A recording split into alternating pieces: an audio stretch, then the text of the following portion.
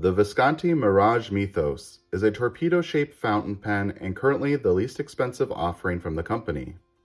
It's available in 4 main colors, each with corresponding Greek god names. I have this one in a brown resin that's called Apollo, and I really like this resin. It has a nice finish that's a little bit polished but not overly so, and it has beautiful swirls that remind me a lot of walnut wood.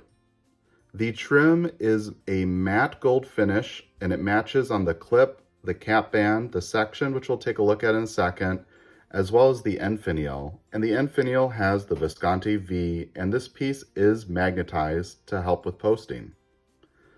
The top cap has a flat end finial, and the clip runs through the middle of it and then wraps around the cap, and it features the Visconti iconic style bridge clip, which is spring-loaded and easy to actuate by pinching in the middle. The cap then has a gradual tapering design, and it features a fluted body, which gives you a nice, interesting contrast and captures the light nicely. The cap band is quite thick, and it features Mythos in the center. Then we have alternating V's and A's for Visconti and Athens, Made in Italy, and more V's and A's. The cap is held on by a magnet, and it pulls off quite easily to reveal a large number 6 size stainless steel nib. It's colored gold. It has the Visconti V, an M for medium, and then Visconti. And on the back, we have a black injection molded plastic feed.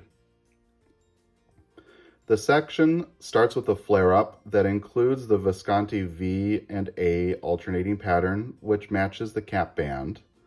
And then we have a straight portion, followed by a transition to the resin, and the resin features a few notches to help align the cap. And then we have a pretty drastic step up to the barrel. The barrel has a gradual tapering design down to the end finial, and it features the same fluted shapes that we saw on the cap. In the hand, the pen is well balanced and a comfortable length for long writing sessions. The section is not slick due to that matte finish, and I really like the flare up and the fact that you have those V's and A's in a textured finish.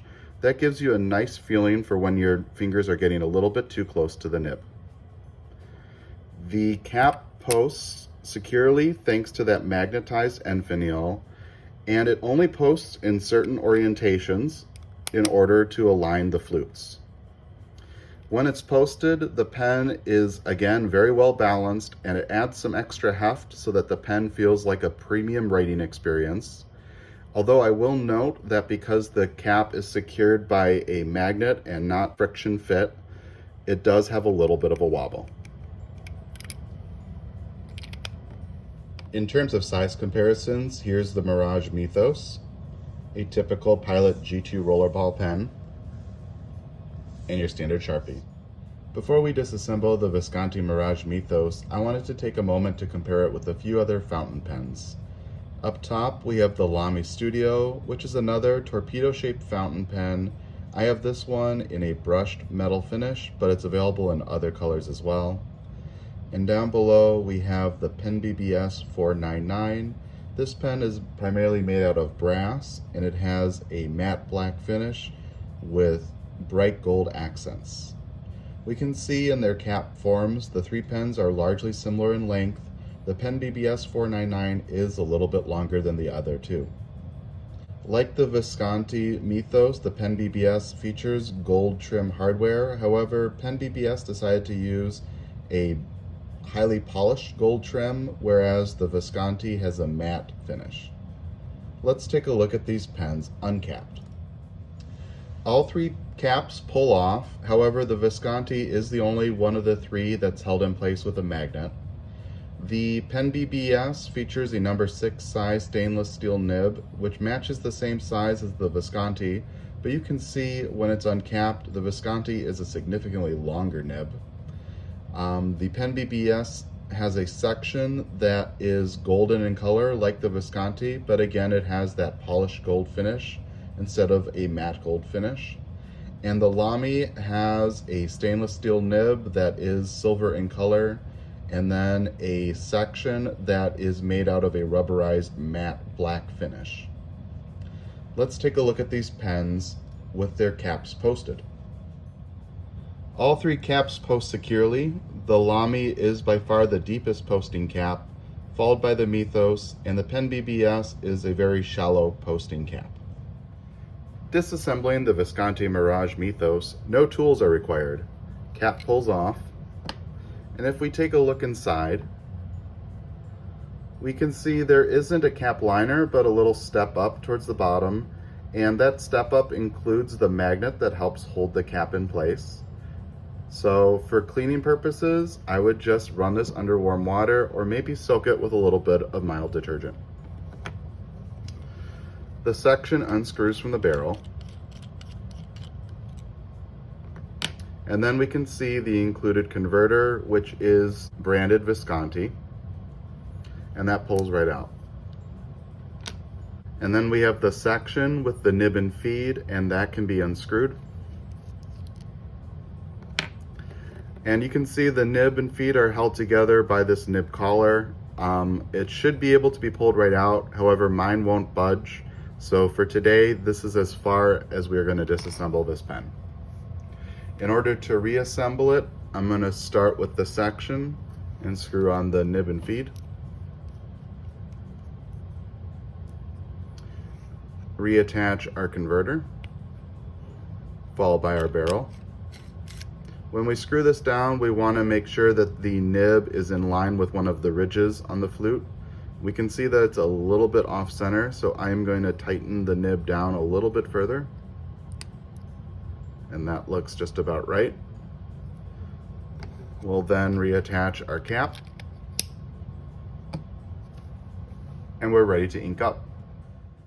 Okay, inking up the Visconti Mirage Mythos. Today I selected Diamine Ancient Copper, which I filled up in this old Iroshizuku bottle. Ancient Copper is a nice brown ink, and I feel like it's an appropriate ink both in name and color for this model. Cap pulls off, and we'll remove the barrel.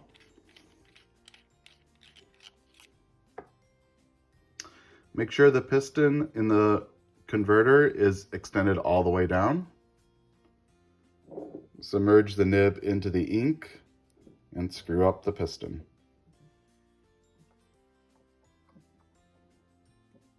In order to get a full fill, I'm going to extend the piston back down and draw it back up. This helps expel some extra air that was inside the converter. That looks like a really nice full fill. Go ahead and wipe off our excess ink.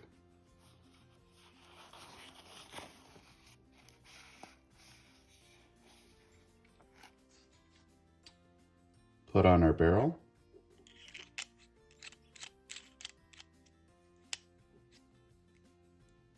And our cap. Cap up our bottle. And we're ready to write. Okay, writing with the Visconti Mirage Mythos. Cap pulls off, and I am going to post it.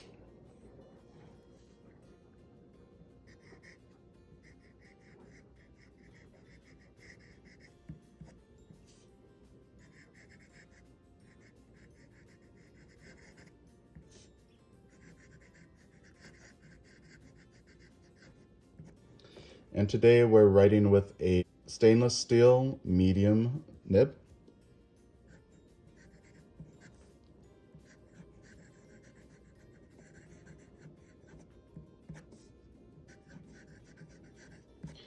And it is really well tuned. It's wet and it has a decent amount of feedback.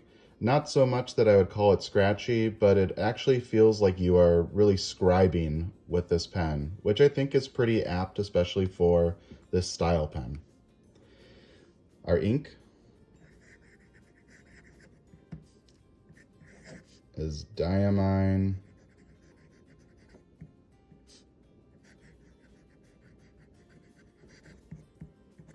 Ancient Copper. For flex, I'm going to turn the page.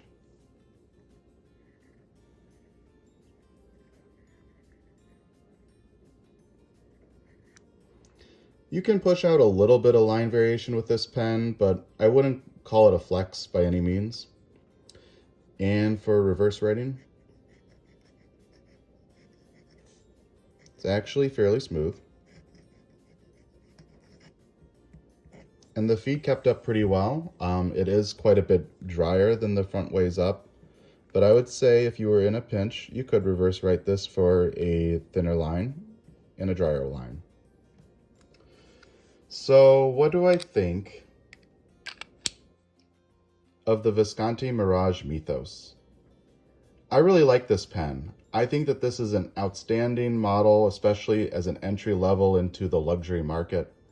I think it's an understated design, but also quite luxurious, and I really love the resin that's on this Apollo version. As I mentioned, it reminds me quite a bit of walnut wood. I also like the contrast of this resin with the matte gold trimmings. I think that it looks quite classy. The pen is extremely comfortable in the hand, and I have no problem using this for long writing sessions, but I could see some people having issue with this section, especially if you have larger hands or bigger fingers. It might be a little bit too restricting, but personally I have no issue with it, and I actually find that I prefer the way this pen feels when it's posted, which is pretty rare in my fountain pen collection.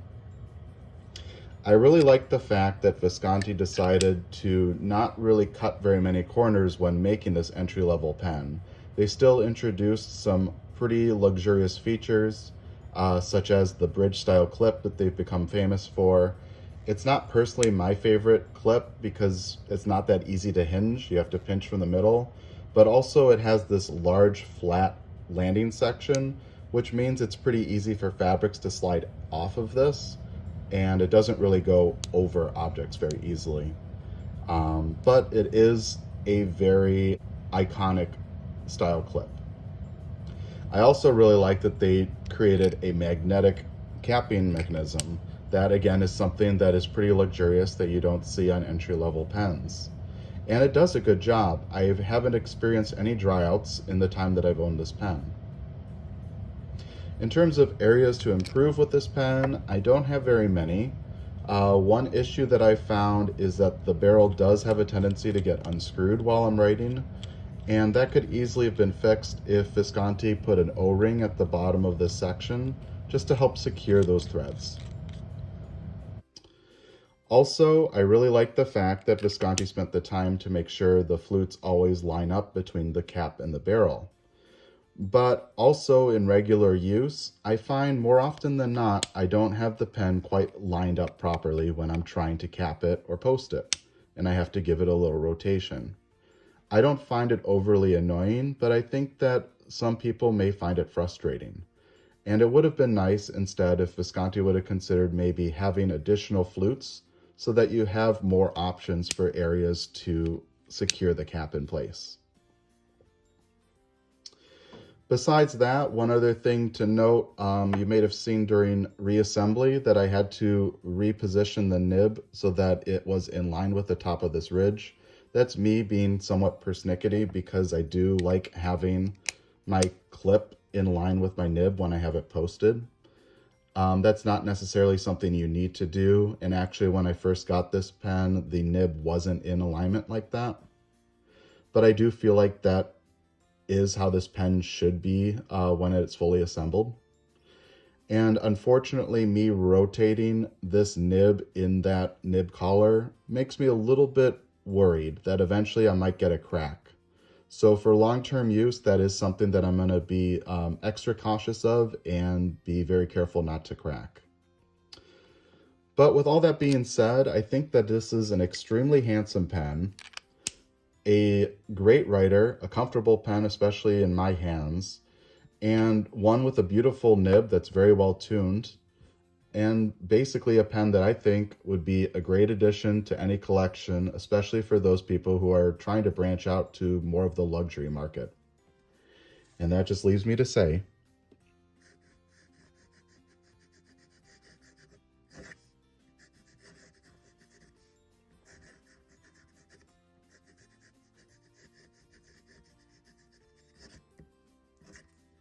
Thank you for watching.